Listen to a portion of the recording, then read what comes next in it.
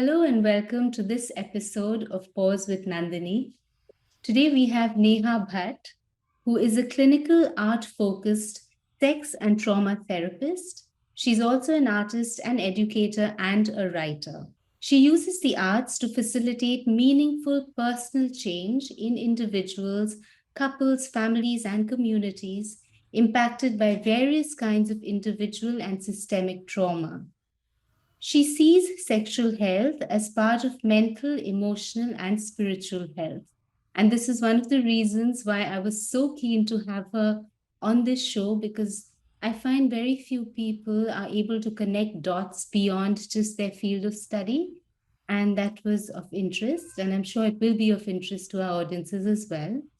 She teaches unique perspectives around sexual trauma care, gender based violence prevention, and art based healing modalities at various institutions across the world. She enjoys offering art therapy, sex therapy, and restorative justice oriented conflict coaching. They're all big words. We're going to ask her to break it all down for us so we understand it a little bit better.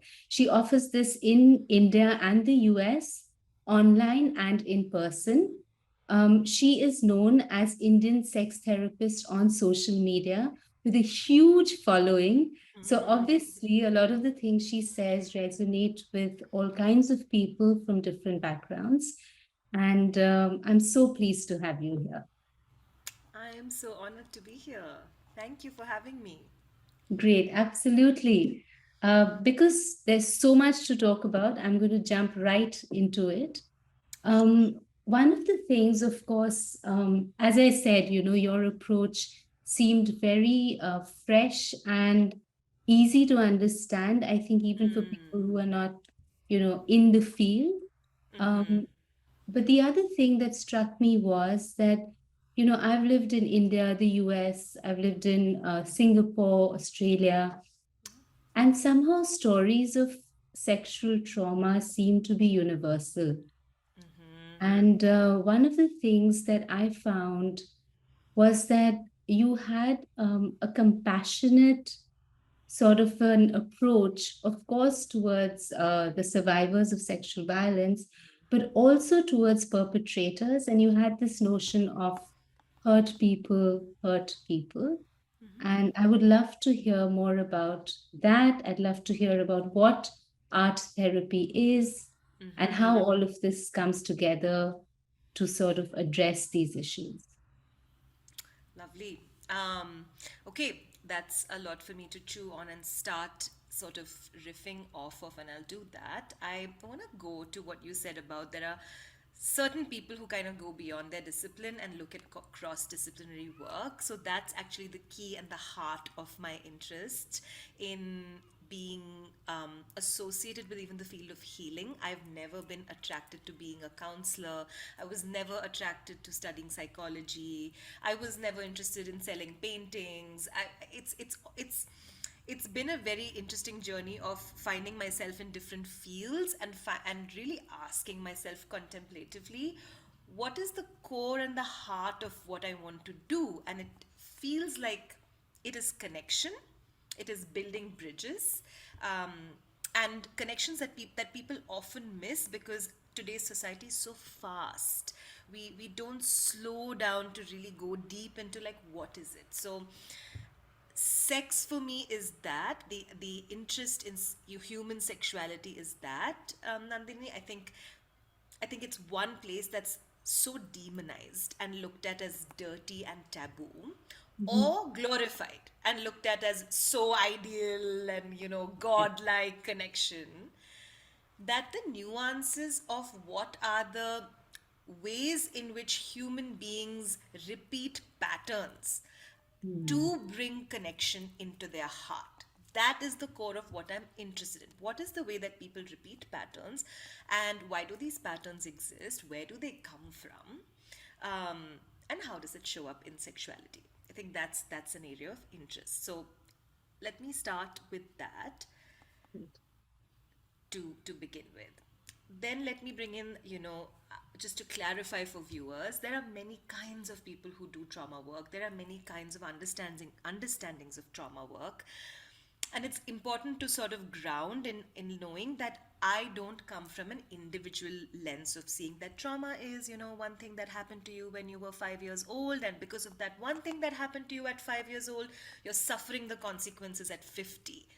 This is quite archaic. Not that psychoanalysis was wrong, but it was just the beginning of what we are discovering in the wonderful field of psychology and trauma work. So, just wanted to ground by starting off that feminist psychology in the last 25 years has come up and kind of busted this myth.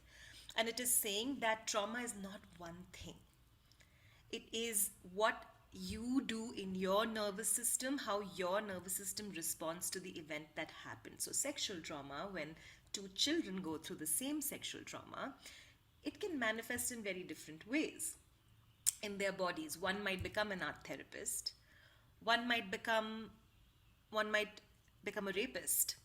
And why? Why does that happen, and what does one do when one comes to that point in one's life to look back? That is what I'm trying to do. Does that make sense? Gosh, even just to begin with that, it's a lot to take in. Yeah. Just the fact that Yeah. how the same event may manifest so differently in different people.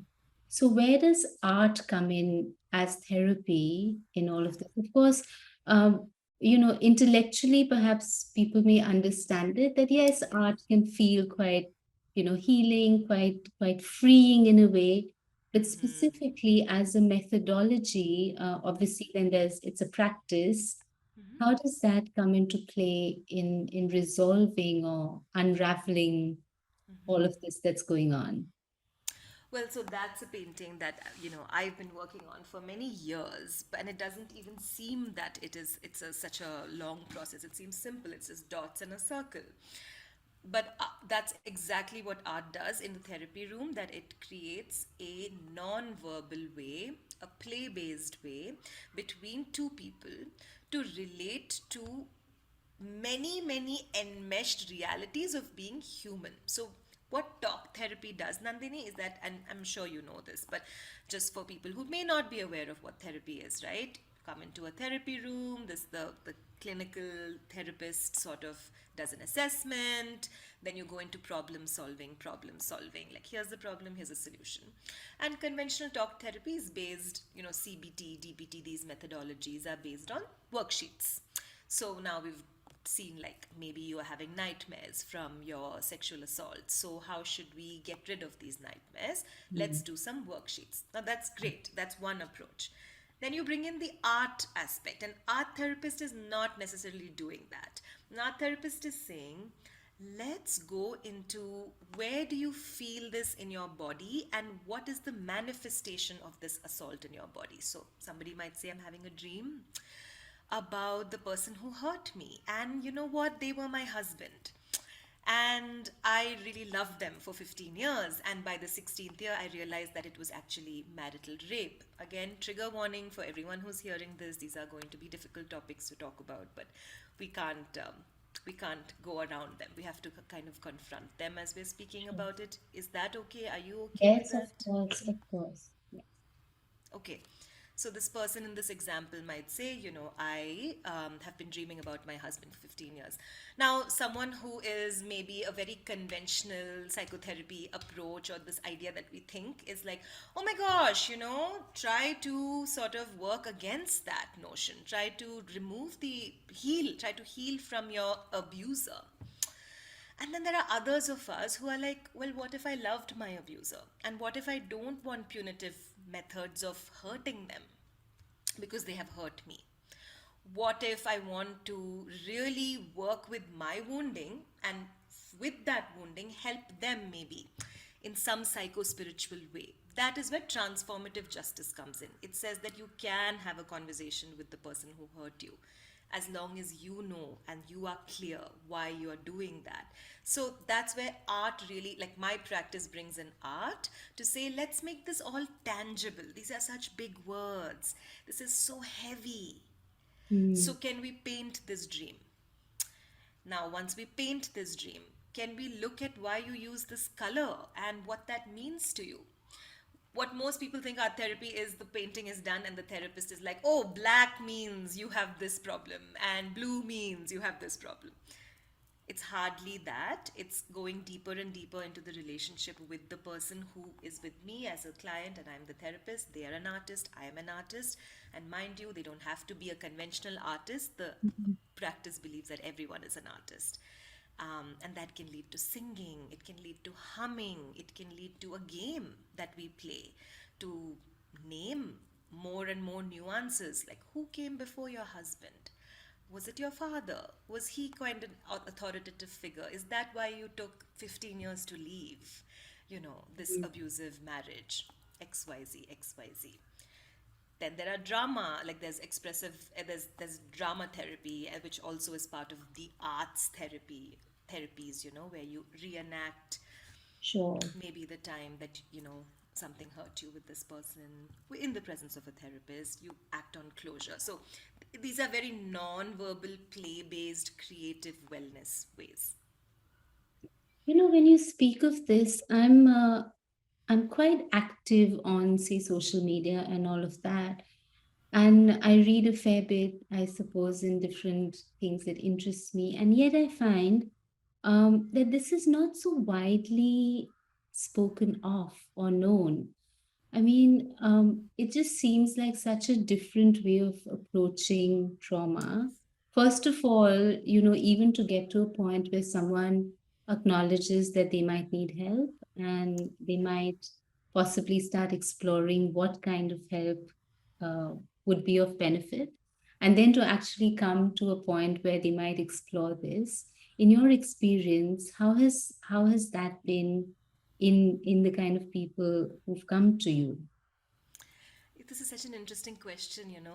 Mostly it is actually, it's a misassumption because of white, and I don't mean white people, I mean the white supremacy. What white supremacy has done is that it has shown us that mental health is a problem to be fixed, right? Go to a therapist, they will give you drugs, and those drugs have to help you to heal. Maybe not just mental health, life is a problem to be fixed. And Oh that my leads to so gosh. many problems from that basic premise. I hear you.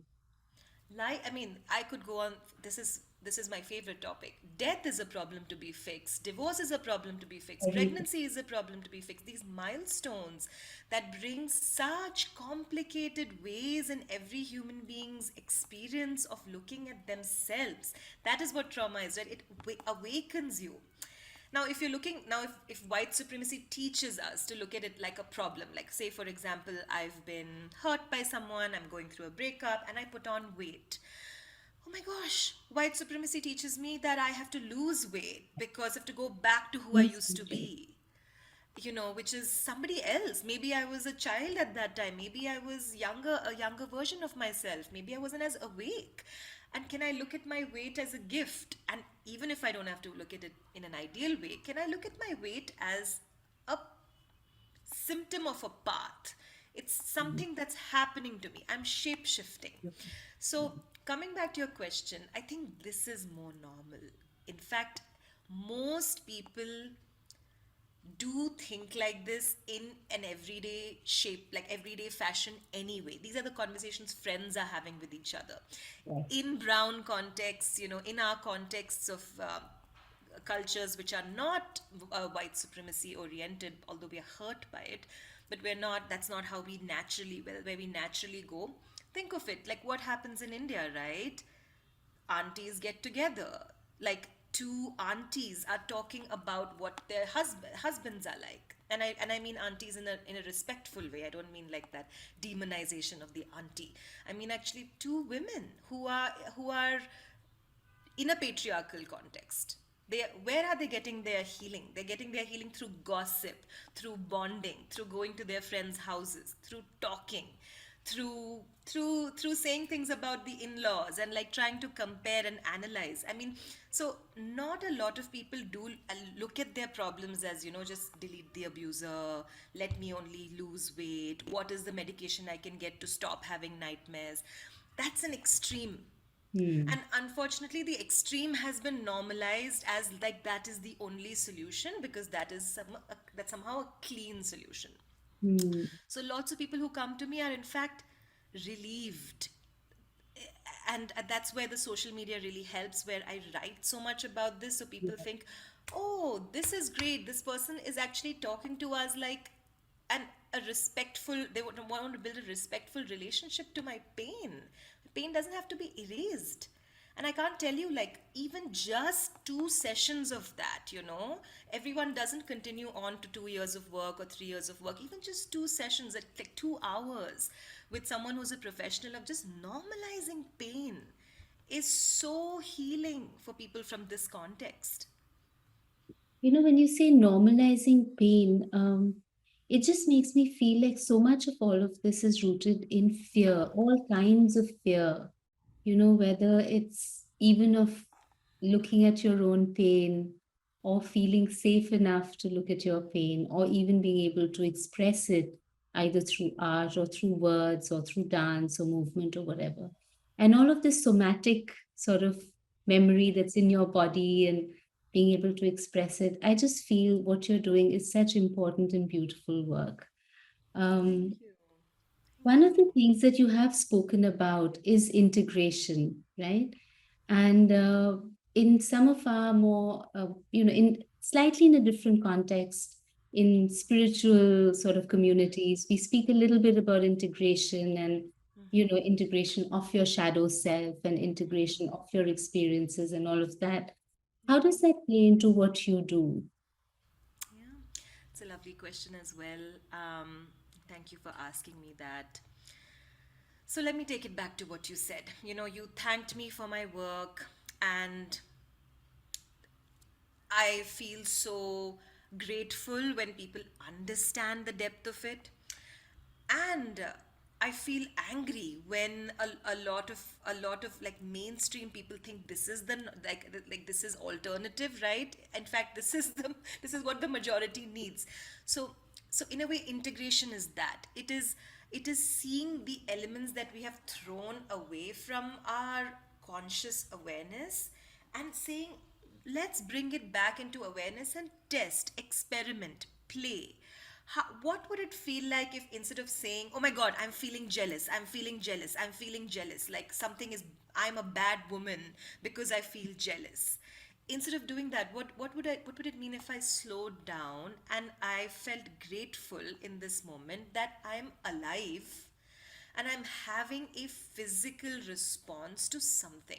If I took the label of jealousy out and all the cultural stereotypes, okay, so I'm having pain show up in my body and I'm feeling activated. My upper part of my lungs are kind of feeling constricted. My shoulders are feeling constricted. I'm feeling like it's anger, but it's not anger. I'm feeling like it's fear. Oh, it's not fear. If I did that, it's a type of meditation, right? Mhm. Mhm. That to me is intensely spiritual, and I take it out of the religious context. Although for me religion and spirituality are quite intertwined, I don't see them as separate. I see the harms as we have to look at the harms for sure, but we don't have to separate religion and spirituality as well. Every religion has a very beautiful spiritual context to it if we look at it that way, and if we meet the right community with that doesn't demonize us and say he says, oh, if you follow these commandments only then you are spiritual, or if you read Yeah. this text only then you're spiritual. Not like that, but can we see the essence of it? So that's where integration comes in, to say, if I slow down, Mm. if I normalize what is happening for me in this moment,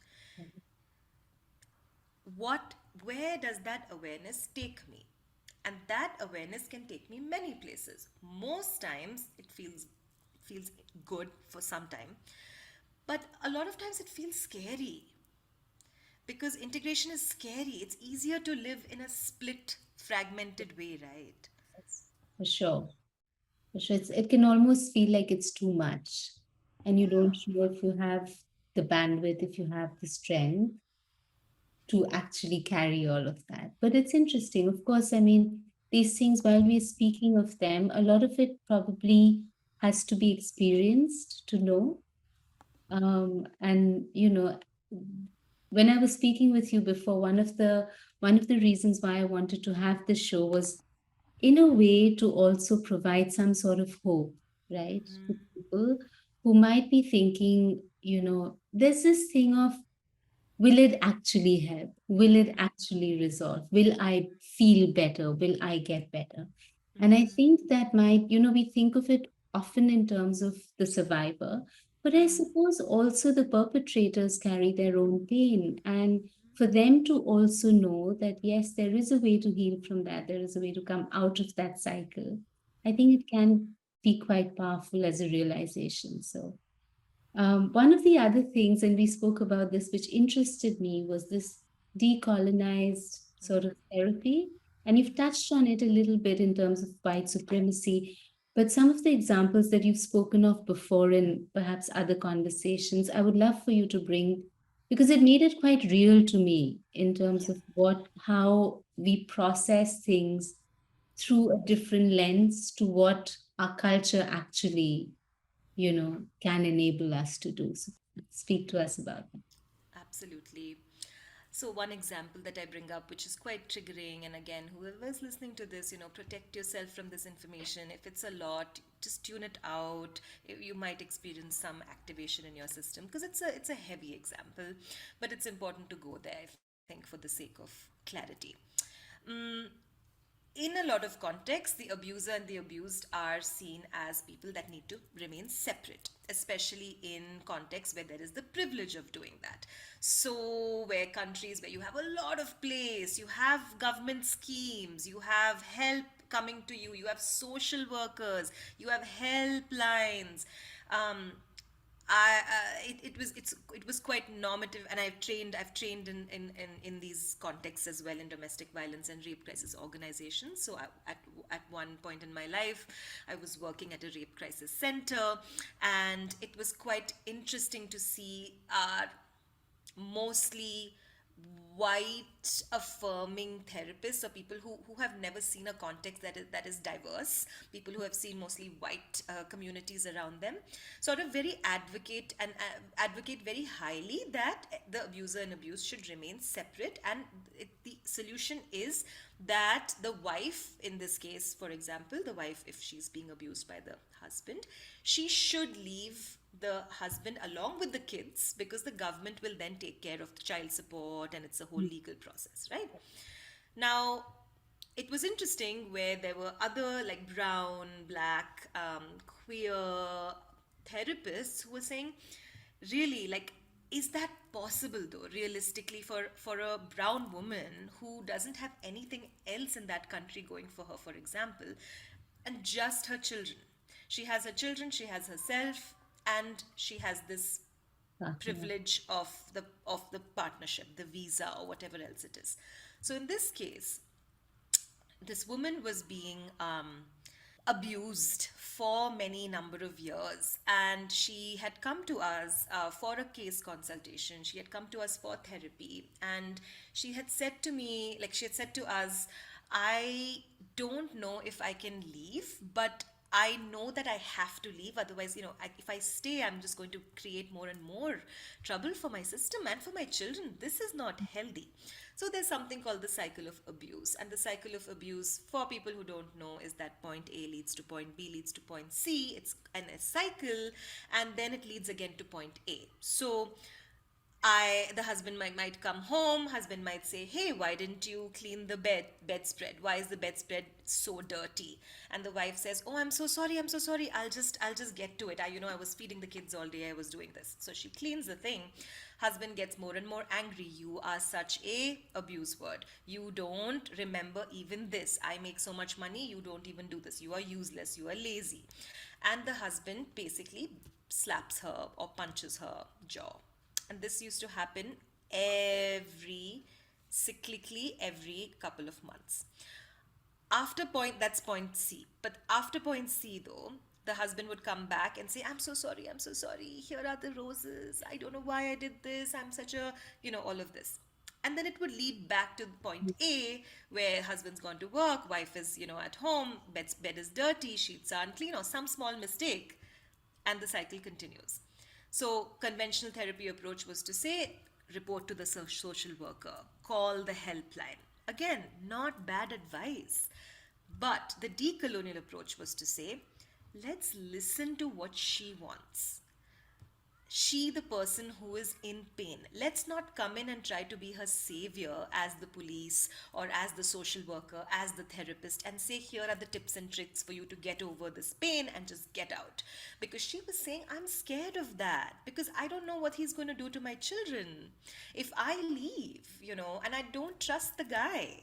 And secondly, I don't know if he's ever going to let me leave because he's very good at lying. He's very good at making it look like everything's great. So it's going to be back to me being victim blamed.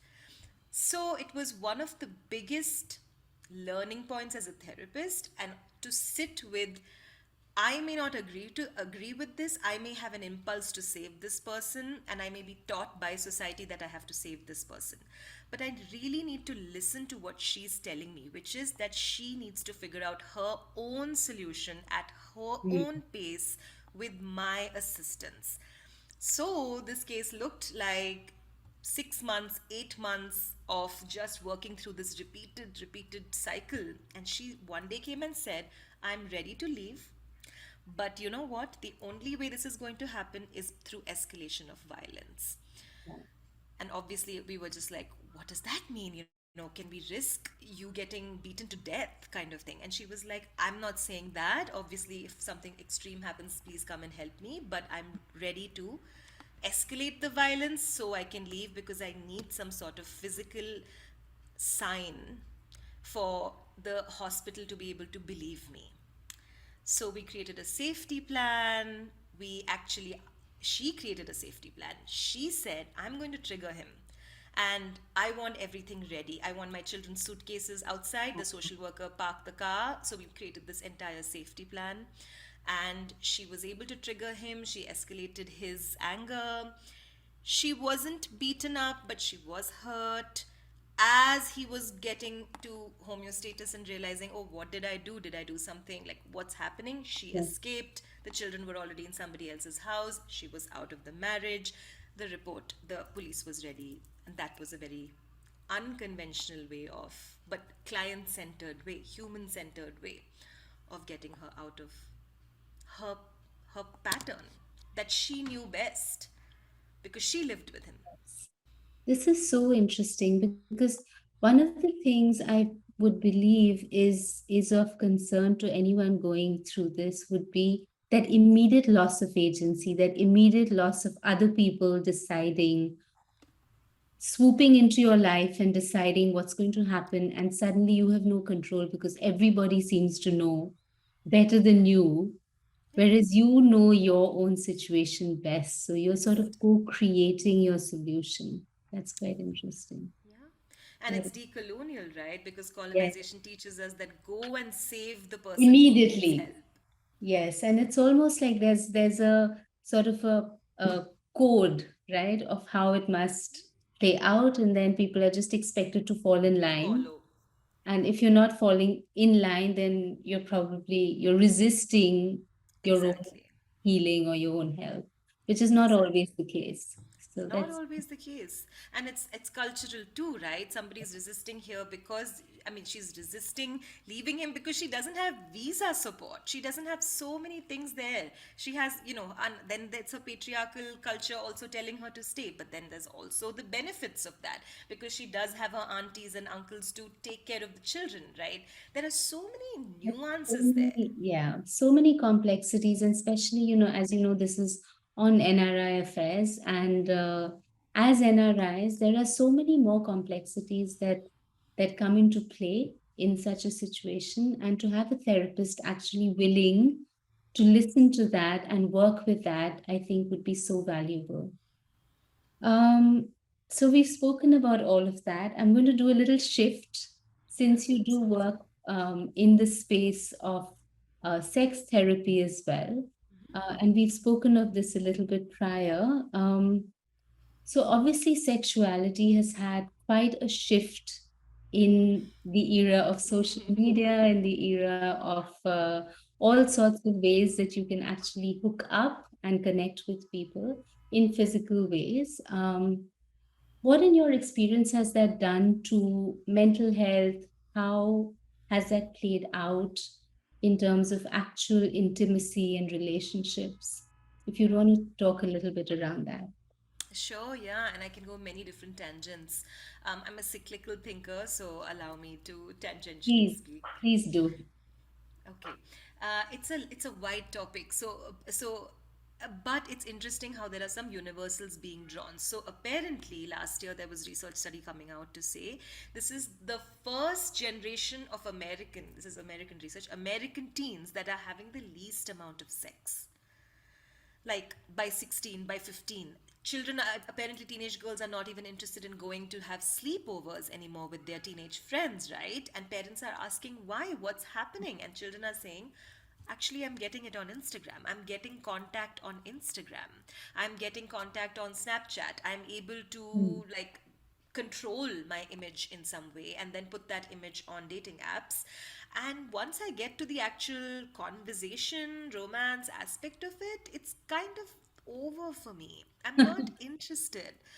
So that's one angle, right? Then the UK came up with this study just now in the last couple of days to say asexuality has risen. More and more people are identifying as asexual because Mhm. they're saying that it's a little bit too stimulating Is to it a have problem? this, Plenty. like this illusion of choice. Hmm. There is choice, it feels Yes. like there's choice, Hmm. but are you really going to sleep with 2,000, 10,000 people? Is that really possible for every human being?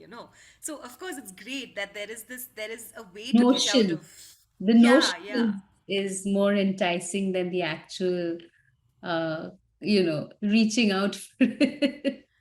And That's it's, yes, interesting. exactly, but it's positive too because it's good to have ways in which I don't have to wait for my in-law or my father to discover somebody for me, that then my parents will decide who I should get married to. That is changing for sure drastically within the Indian context, right? That's opening up, like, oh, I just go on these apps and I can actually go on dates. But the actual process is way more painful, and it's opening people up to like the realities of, oh my gosh, I don't know how to date.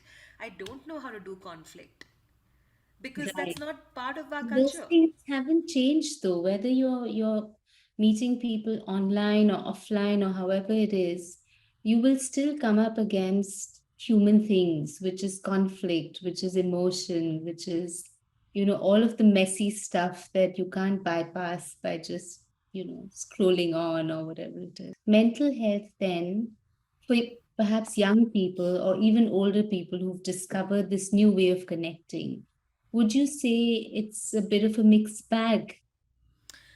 A super mixed bag, and I think it's too nascent right now to even put any kind of label on it and say that it's good Sure. or it's bad, right? Because it's completely exploding right now, like the illusion of choice. We are in that beginning teething phase, of like birthing a child. It seems like we're gonna go, like my prediction is we're gonna go through this for the next 10, 15 years of just not knowing where we're going to land socially, right? Some people are really taking up monogamy very seriously because polyamory has become so much more accessible. People are also saying, I really choose my partner and I want to be with one partner. I'm so rebellious. And others are saying, oh Right. my gosh, thank God that I can actually see many people. And perhaps it also comes from what your experience up to this point has been, and Yeah. what are the things that you haven't explored or you would like to explore. Um, Absolutely. But I but but I will say, sorry, I will say urban isolation and loneliness is not, I can't bypass it even by saying, oh, there's no label. I mean, there is studies and there it is showing us the pandemic and all that. It has been very hard on the system to have everything online, work, family, birthdays, and then to also date and get your touch intimacy, touch hunger needs met. I mean, that has created a different level of isolation. so just to connect these two things, in terms of this very human need for intimacy and for touch and all of that, and the inherent struggles with mental health that can come up due to that. Now, in terms of safeguarding or in terms of actually better mental hygiene or mental health, what are some of the things you think people can be more aware of before the problems arise? Or just take better care of themselves emotionally, mentally in this new sort of paradigm? What are some of the things that you find useful? You know, I think I read your Facebook post about it, but that was very relevant. I think you wrote about something like this. Okay, I didn't make the connection when I asked the question, but yes, I did. I just do the things that I like. So maybe that it's as simple as that, is it? Just do the No, things you like. what stood out for me from your post about that, something about like mental health day, World Mental Health Day, what stood out from your post was tune out, like stay political, but tune out of things that are too stimulating for your nervous Sure. system.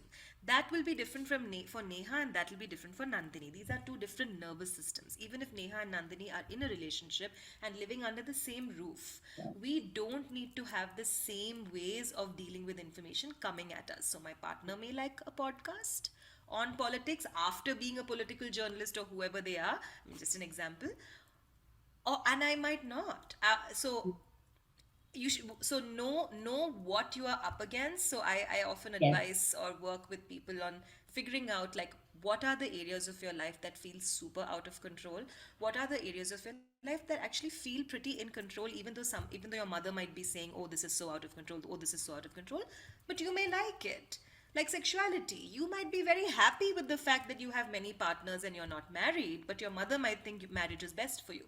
So what is in control for you and what Mm. is not in control for you, right? And even that simple start point can give a lot of agency to people because we don't sit and pause and actually analyze our life every couple of months, right? Then I would say, then regulate the information pathways because we are in the age of information, to use spiritual terminology, age of Aquarius. I am an Aquarius. It's like overstimulation of, I mean, I've done it myself, gone and read books until the middle of the night, what during a breakup. I mean, it's the worst thing to do. Yes. Yes. You needed you in your life at that point. Yes. But one of the things also, and I wanted to talk to you about that somehow, and it might be a stereotype, and forgive me if it is, but I do Sure. find women speak with other women. They have more ways of processing things through talk, through touch, even. Talk to me about men's mental health and Yeah. the masculine sort of friendships and needs for community, and are those being met by society? Is there enough focus on that, on men actually being able to support each other, being able to find support, express themselves? Where are we on that as society? Are women even accepting of men having emotional needs? Are women aware Yeah. of all of that? So I know this is a even a hot topic type of question, right? Because it gets so polarized so quickly, but I can answer definitely from just what I'm seeing. I think women are doing an cis women, and for people who don't know what cis is like, if you are conventionally, if you were born with a certain body part and the doctor said you're a girl, you were very okay with the fact that you had breasts and a vulva and you felt cool, I'm a girl. And even if you didn't like patriarchy, you were okay with your body, right? Same with cis men. But there are many people who don't feel at home in their bodies and they identify as trans or non-binary, right? um, and I think there's a lot to say even in just what I just said in terms of Yes. touch and intimacy and all that.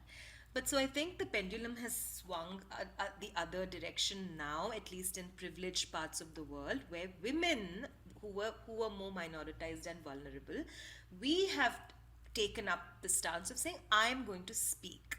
I am going to show up. Even if I don't know how to show up, I'm going to try and Sure. speak about what is missing.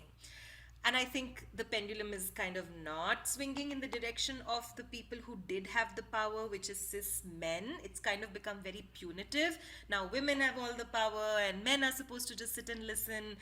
And I think this is not the solution, but I definitely think it's going there. Like, I think we are in that very tribalism type of place in society, I think, right? That's what's happening. So there are a lot of men's needs which are not being spoken about, or men are only being seen as problem, right? Like the entity that has to change in a relationship. And it's just, it's not true. It's what you said. If a cis man and a cis woman are in a relationship and the man's role is changing in society, then the woman's role also changes, because we are interdependent people, entities. So, how does a woman actually respect a man's boundaries when he's saying, I need space? You know, this is such a common thing that's completely unspoken about. I'm making a podcast on this, I'm trying to like share more light on this. But women will often say, oh, I never thought about that. How am I respecting my husband's boundaries when he is saying, right now, I can't talk about this? I've come from work, you know, I'm high on testosterone, or I'm low on testosterone. I cannot sit and give you attention that you need. How does a woman, the wife, not take it, or the partner, not take it personally and say that means you don't care, and if you were a better man, you would do this, this, this, this? However, women are being taught this. We are being taught that we should say, we should speak up in this way, right? And as a couples therapist, I just have not seen the efficacy of this. I mean, it doesn't lead Yeah. to better relationships, it leads to more adversarial competitiveness. I want my time. Why didn't you listen to me today? Tomorrow I will listen to you. And it's like the shape shifting that's happening, Nandini, is very complicated, but I think a simple way out is to take the gender out of it. And I tell people, like, Mhm. take the role out of it and think about what is the strength that your partner has, what is a weakness that you have. So if you have been conditioned as a man to always shut down and to never communicate that you're upset to your wife, you are causing anxiety. You can't just label her as an anxious woman. You are causing her anxiety. So see that. See the role you are playing in this marriage, right? But as the woman, as the anxious woman, if you are only expecting him to always sort of drop everything he's doing and instantly shift his patterns and direct his attention at you, and you're also being quite mean to him, which, you know, a lot of us are, not that women are mean, but we are taught to be quite aggressive in the way to get our needs met because we've been under met. So it's not our fault, it's also conditioning. Can you find a softer way to first give it to yourself, right? Okay, my husband's busy. I can see it's the fourth time that he's ignoring this conversation. I can see that he's busy. Can I get my needs met a little bit and come back to him and say, okay, if you're shutting down right now, that's your choice, but I'm going to wait for you to come back, and I'm not going to chase. You, it's on you. Thank you. Thank you. Find me tomorrow, but it's on you, right? That's a leadership change in the system of what's happening. Not a lot of people are talking about this. Yes, and also to have the vocabulary to actually articulate these things.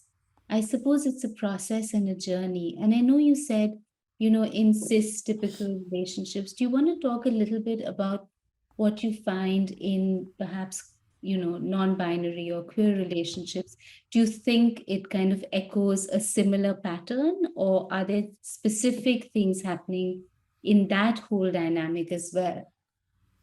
I mean, I'm queer, I'm bisexual, and I have this really lovely relationship to gender in a way that I find it easy to switch roles. Like, I find it easy to be feminine and masculine together, but I find that in queer communities also we are a little punitive about that because we're also we're rebelling right now against a lot of oppression that has happened to us. So I can't take that away from our community and say that, change that. Like, that's important. You should feel like you have space to explore the injustices in your relationship within a same sex relationship or something. But the same advice does apply. If you Mhm. have been conditioned in a role, and if that role is no longer functional in what you want, then it's a dysfunctional role. Then, and if you're resisting the breaking of that role, then there's some triggers happening in your system. So, can you access an inner work practice? It can be therapy, it can be yoga, it can be vipassana, it can be any art therapy, music, it can be self work typically another human being is very beneficial, but if you can't afford one or you can't find one, there are all these practices that those help in reducing the intensity of that trigger, not breaking Yes. them, but reducing the intensity, so that you have freedom to then really look at your life and say, okay, मुझे क्या चाहिए क्या नहीं चाहिए, what do I want, what do I not want. Speak to me a little bit about sexuality and spirituality. I find like, it's almost like, when all your other needs are met, there's a lot of dabbling, there's a lot of spiritual shopping, there's a lot of all of that going on. And of course, there is a lot of sexual exploration as well. And I know in your practice, you sort of see it all interconnected. It's all sort of part of the same being, of the same consciousness, if you will. Would you like to talk a little bit about that? Sure, I almost don't even know where to start with this one because it's so one in my mind. But I can start with the fragments, right? Like that you started with. So let me take it from there. I think it's typical in for let me go for Indian culture because as Indians, right? And Indian culture doesn't necessarily mean India, but in being Yes. Indians, global Indians, right? There is a lot of splitting that I think religion has given us, any religion, and it has kind of split us from the oneness idea that this is all parts of you. Your guilt is part of you, your horniness is part of you, your divinity is part of you, your demonized version is also part of you. So I kind of see it, Nandini, as radical responsibility. If it's all part of me, then I have a radical responsibility towards others that I'm connecting with because it's all me. And that doesn't mean I have to hate myself because it's all me. So it's a very thin line, and I think that container of radical responsibility is where I take the conversation on sexuality. Hmm. So The responsibility makes sense because obviously it's almost like you take back that power, right? yeah, From all of those external things or even internal judgments.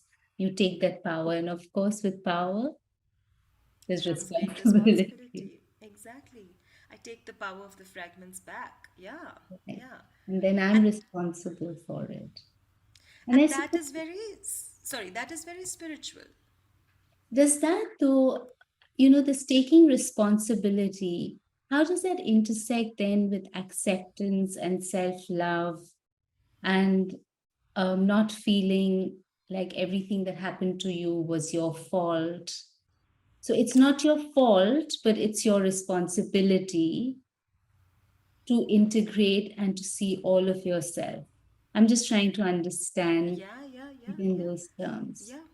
Let me go a little bit academic on this and then come back to Please the do. practical. I love Vashishta's yoga for this, the book, and I love the Upanishads. So I think the deeper you go in integration, the deeper you have to study who came before you who was talking about this. Because otherwise, I feel in new age spaces that are only talking about spirituality, we're talking about it like it's some new thing, right? Like it's a Mhm. new definition of like spiritual bypassing or something. These are not new concepts. These are as old as time. But we've missed. I mean, we don't know where to access Mhm. truths like this. So the two texts that have really helped me are Vashishta's Yoga and the Ishavasya Upanishad. There are many copies available, in English. But I like what Vashishta's Yoga does. It starts with the idea of why a human being suffers because of splitting from higher consciousness, and how if you follow the voice of your depression, instead of saying I'm not depressed, I'm not split, I'm good, I'm a good person, I'm a good person, if you just say, yeah, I'm splitting, I don't know what I want, I'm lost, I think I should be fat, I think I should be thin, but I also want to I also like demonize that part of myself that is fat. I want sex, but I also demonize my lust. So it's I yes, I am confused. That's where it starts, and then it goes into explaining like how cyclical these ideas are, and the deeper you sit with them, the deeper you understand your own responsibility in causing these conflicts within yourself, Hmm. the easier it is to not shame yourself for the splitting, because it's not your fault. The lake is poisoned, the fish are poisoned. You and I are the fish. How can we Beautifully not put. have poison? Yeah. Beautifully put. Thank you. Talk to me a little bit about what brought you to all of this. I want to know about your journey. How did this come to you? This is quite an unusual field, and you've done such interesting, magical things with all of this. My mother is a therapist, but not a depth therapist. She's a counselor and she works with young people. So I grew up In that. against psychology as a rebellious thing. I love my mother, but I was like, oh my gosh, I do not want to sit in a room and just listen to people just saying the same thing again and again. So I kind of was like, I will never end up in mental health. And so I chose something the opposite, which was art to me, which was very natural to me to create something, to produce things. So I was lucky to go to quite a liberal school in India called Shrishti, which gave me it's an undergrad college. And when I went there, it was even smaller. It was very liberal. We were in an island, in Bangalore up there, like doing our own thing. So it gave a lot of interdisciplinary experiences of personalizing your own education. So that there was a very privileged part of me that got access to such a privileged education, which I feel very grateful for. But even there in that setup, I found that I was quite different from the people in that that line of work who wanted to be artists or designers. And I was like, actually don't want to be either an artist or a designer. I'm interested in what art can do, in what design can do, but I don't want to identify as an artist. So I've kind of had this rebellious relationship against any label. Yeah. And then I started basically got a job as a prison artist. And so I started working in prison systems, simultaneously moved to Bombay, got a job with teaching children art, and kind of my mind blossomed there where I realized I'm holding a lot of information that these children and prisoners are telling me, and I have no training. And I saw around me that artists were doing exactly that, but they were kind of lying about it. And I'm not dissing anybody. I'm saying it was a little bit like, yeah, this is what happens. You do a workshop and people tell you stories, and then you just leave them there. And I was always feeling that it's not enough to leave these stories there. I want to go deeper in that. I want to understand it. So that's when I did an art therapy master's in India. That led to an art therapy master's abroad. And I realized, oh, I'm quite politically inclined, but not politics as in like left or right. Politics as in this is all part of life, an internal, exactly, radical responsibility towards why you're doing something. So that brought me into working purely with sex.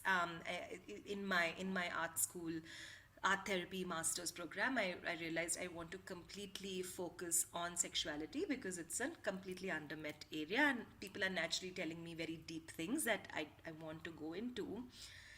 And that led to a very unconventional journey there as well, where I ended up working as a rape crisis therapist. And I realized that I don't want to serve only survivors or people who the US labels as survivors.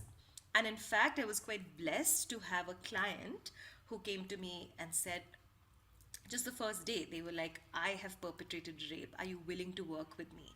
And the organization is, in the US it's quite black and white. You Hmm. have to tell someone to leave if they tell you this. Like, you as a therapist, you have to tell them to go away. How is that useful?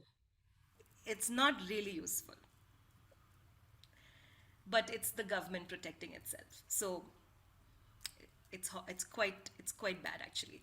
So I was like, wait, I have to send you away. And so had a conversation, again a conflict with my supervisor, which she took really well. And she was like, hey, let me help you here instead of telling you that you are wrong. So I was lucky to have good mentors there at the right places to continue this kind of it is a very unconventional path for sure.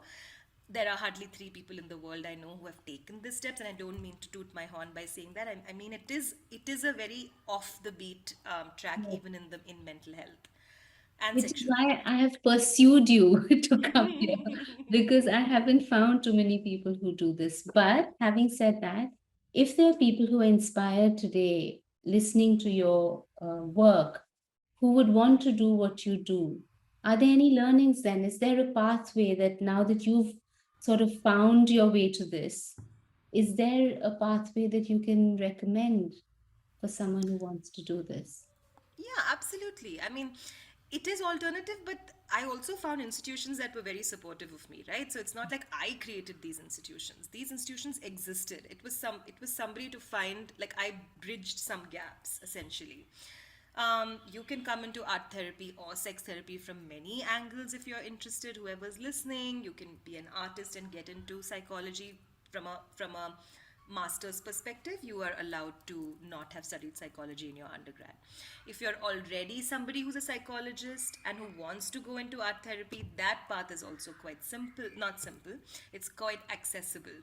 You can there's a lovely St. Xavier's program in India that is a master's in art therapy program. There are such abroad. There's, School of the Art Institute of Chicago. There are NYU, New York University. There are many cutting edge schools like this. I went to the School of the Art Institute of Chicago, which support interdisciplinary thinking. But to come to the abuse part of it, you do have to have, like, the abuse specialty. Right. You have to have a specific interest in it, because there are lots of people who've done what I've done, but they're not working in the abuse and trauma sector. They're working with children, they're working with geriatrics care and all that. So that angle, I think I just want to, like, highlight to whoever is listening.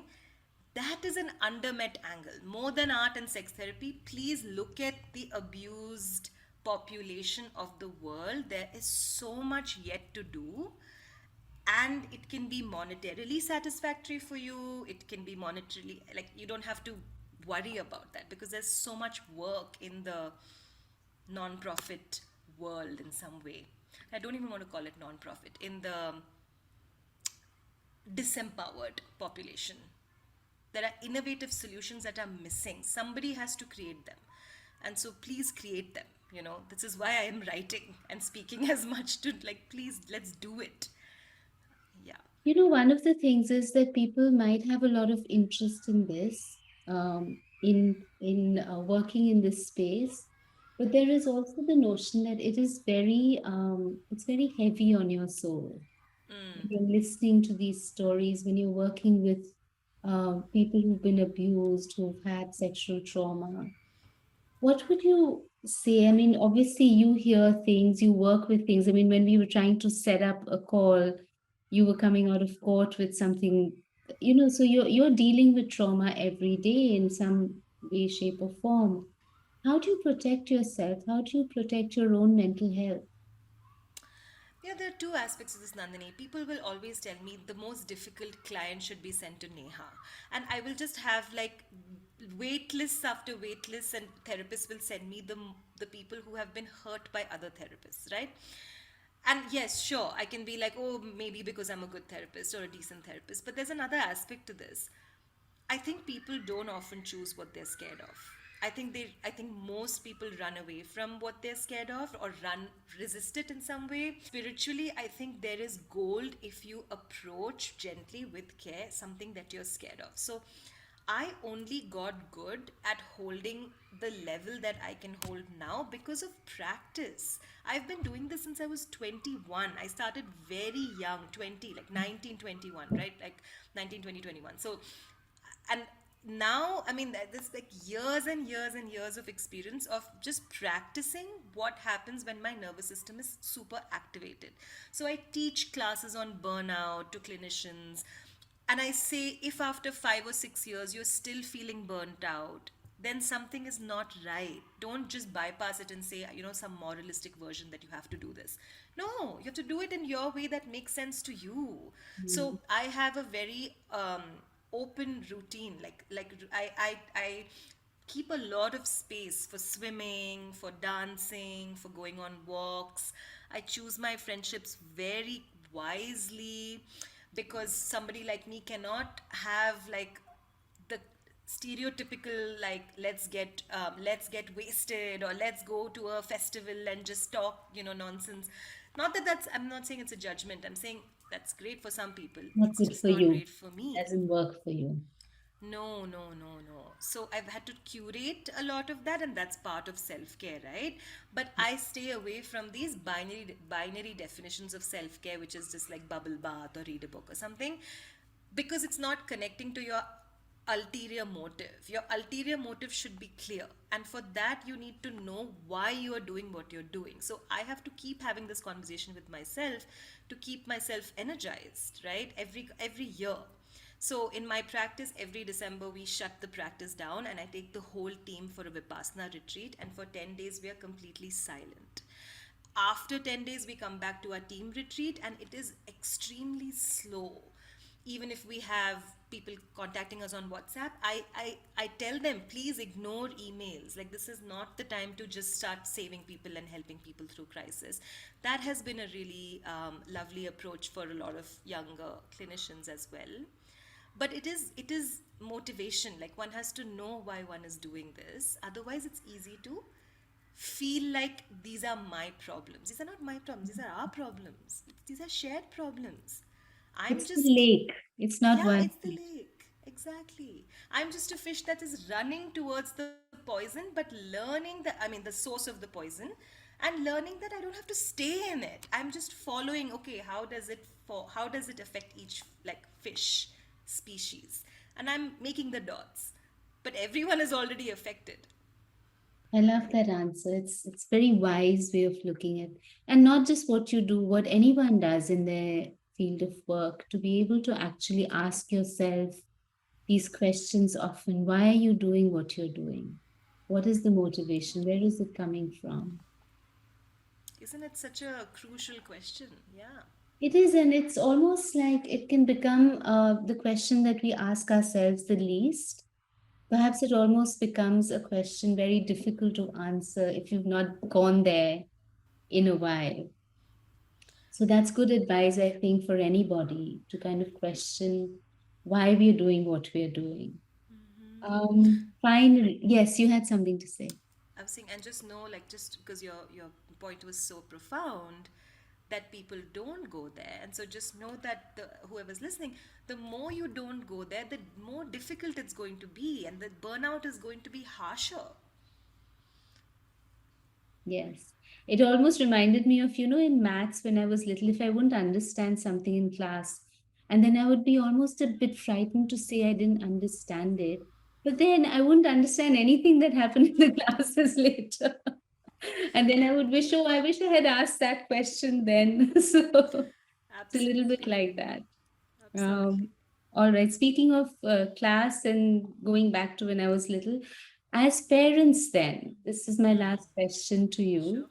As parents, then, how can we raise children with a better relationship with their own sexuality? I mean, this is a hot button question that you've asked. I think first by normalizing your own relationship with sexuality. I think I totally believe in the idea of spiritual parenting, which is that parents are mirrors, and children are mirrors of parents. Families mirror each other. So to expect that my child will have a shame-free relationship when I have so much sexual shame is antithetical. And we see this all the time in liberal modern relationships where the mom is very sweet and tender-hearted and wants the child to have a shame free, guilt free experience with sexuality. But the moment something goes wrong, or the moment conflict comes up, sexual conflict, right? The boyfriend does something, or there's more than one partner. The mom is quick to judge, and it's not moralistic. She's scared, and she Yeah. goes, stop. And again, can't blame nobody's. I'm not blaming mothers at all. Mothers have Yeah. to do Yeah. so much. Yes, absolutely.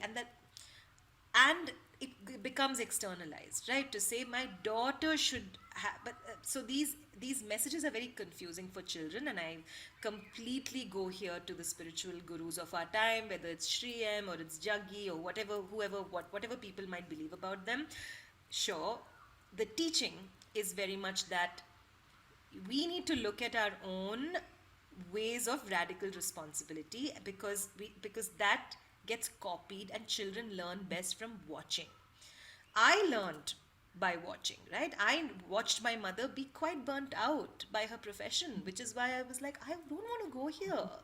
Don't want to do this, right? So that worked positively for me. But there are other people who can go, I will never help another human being because it's horrible to help another human being because it hurts you. Same with sexuality. Hmm. I think if mothers and fathers can sit together and openly talk to children more than about topics more than good touch and bad touch, that is archaic, I think. To teach children what they should fear is a little archaic in today's world, because they're getting a lot of stimulus from Instagram, social media, Snapchat, and all that. They're getting a lot of messages. So what would be a conversation about, how, how safe are you feeling with this partner that you have, who you're talking to? How respected are you feeling?